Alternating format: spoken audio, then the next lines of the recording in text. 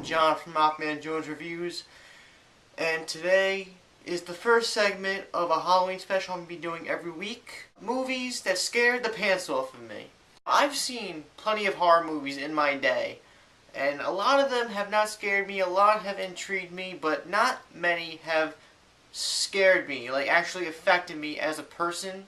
Two movies that really affected me in terms of just horror, and they involve Insidious, which came out last year, and the original Nightmare on Elm Street from 1984. No one knows where it came from or who it will visit next. Nancy, there's something wrong with you. You're imagining things. Nightmare on Elm Street.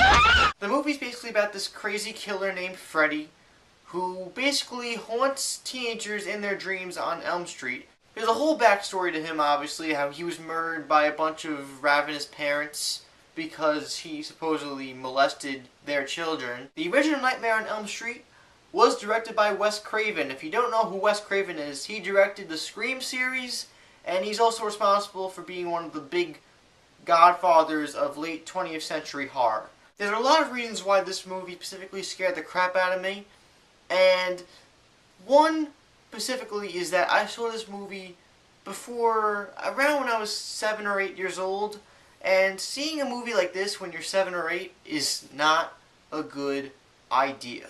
And in terms of vulnerability, we are most so in nightmares and dreams, because our subconscious, we don't fully understand that we are in a dream, but we know that we are in some kind of realm. Everybody sleeps. We all sleep. And even though Freddy Krueger goes after teenagers specifically who live on Elm Street and there's a backstory and everything, it's still extremely frightening that there's this creature that could take over you while you sleep. And if he's after you, you can't escape him. At some point or another, you have to fall asleep. And once that happens, you are fucked. Before they made Freddy Krueger a comedian, in this movie he made little puns, but for the most part he's just a crazy sadistic monster. A big highlight is also the score. The score of this movie is one of the creepiest horror movie scores ever. Do do do do do do do do. Every time I hear that score, I just think of Freddy with his fingers just scraping against pipes and just going, "This is God." This is also Johnny Depp's first feature-length movie, and surprisingly enough, he is murdered in this movie in the most horrific way possible. No! There's not much more to say about this horror movie, but it really is true. If you were exposed to this movie as a young child like I was, it will affect you for life. And even though it's a little cheesy now, being an 80s movie, the core of it is still extremely frightening. I'm your boyfriend now, Nancy. No one will survive. So let's take a jump forward to 2011 when a haunted house movie called Insidious came out.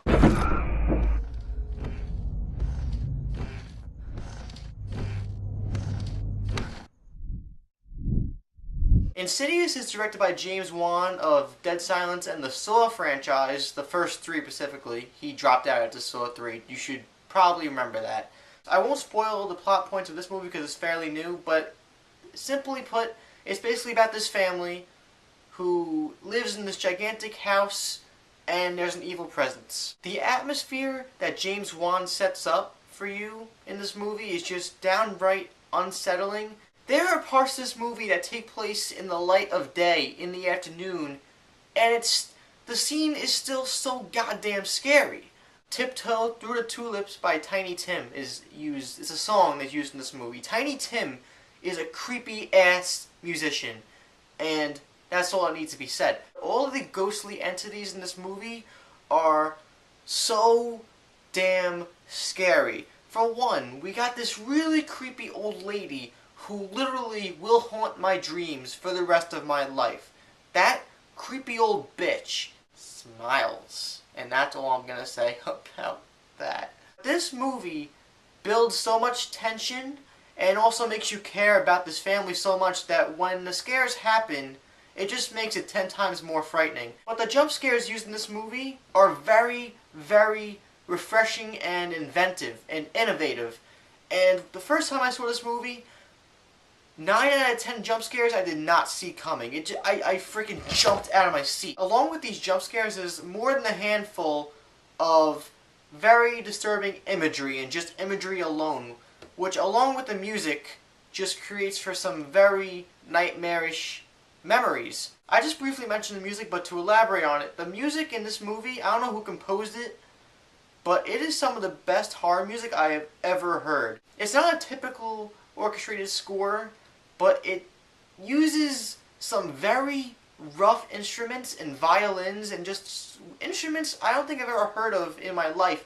And it's so obnoxious and out there and abrupt that it's if I put it on right now on my laptop while doing this review, I'm telling you I would not be able to finish this review because I would be so paranoid.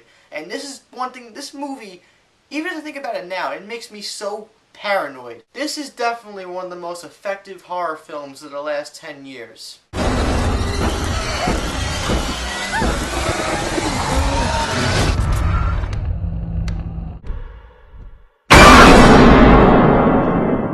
I've been sitting in my room, which is very spacious, in the dark, with nothing but this flashlight for the past 45 minutes, just rambling on.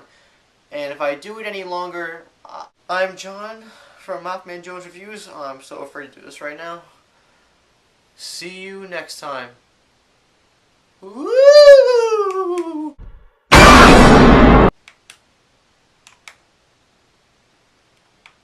God, oh my God.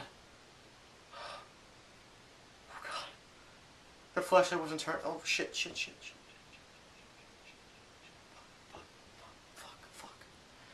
Fuck. Okay, turn the fucking lights on. I gotta turn the light. I gotta turn the fucking light on right now. Oh God. Alright, goodbye now.